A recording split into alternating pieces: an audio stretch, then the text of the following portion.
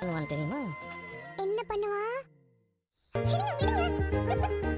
இன்றைக்கான எபிசோடில் முத்து மீனா 2 பேரும் ஜோடி எடுத்த ஃபோட்டோவை வீட்டில் காமிச்சிட்ருக்காங்க. அப்போ விஜயா வந்து என்னமோ பெரிய சாதனை மாதிரி பேசிகிட்டு இருக்கீங்கன்னு சொல்கிறாங்க. அந்த ஃபோட்டோவை ஹாலில் மாட்டிக்கலாம் அப்படின்னு இருக்காங்க. நான் விஜயா வேணான்னு சொல்லிட்டு இருக்காங்க. அடுத்து முத்து வந்து மீனா கிட்ட அந்த மாதிரி முதல் ராத்திரி எப்போ அப்படின்னு பேசிகிட்டு இருக்காங்க. அதுக்கப்புறம் பார்த்திங்கன்னா அதெல்லாம் அப்பயே ஆரம்பிச்சாச்சுல அப்படின்னு சொல்லிடுறாங்க. அப்போ 2 பேரும் ரொம்ப சந்தோஷமாக வந்து கைக்கு வந்து டான்ஸ் அடிச்சு சுற்றிக்கிட்டு இருக்காங்க. முத்து மீனாவை தூக்கி சுற்றிக்கிட்டு டப்புன்னு கீழே போட்டுறாங்க. எதுக்கு இப்படி கீழே போட்டிங்கன்னு நினைக்கிறாங்க. நீ அவ்வளோ வெயிட்டாக இருக்கா அப்படின்னு சொல்லி 2 பேரும் ரொம்ப சந்தோஷமாக இருக்காங்க. அதே மாதிரி நம்ம ஸ்ருதி, ரவி, மனோஜ் இந்த மாதிரி எல்லாருமே நம்ம சந்தோஷமாக இருக்காங்க. மனோஜ் வந்து நைட்டு வந்து இந்த மாதிரி ஃபுட்டில் ஆர்டர் இருக்கிற மாதிரி எல்லாத்தையும் சொல்லி வளர்றாரு. ரோஹிணி என்னன்னு கேட்டதுக்கு எப்படியே பேசி சமாளிச்சிடறாரு.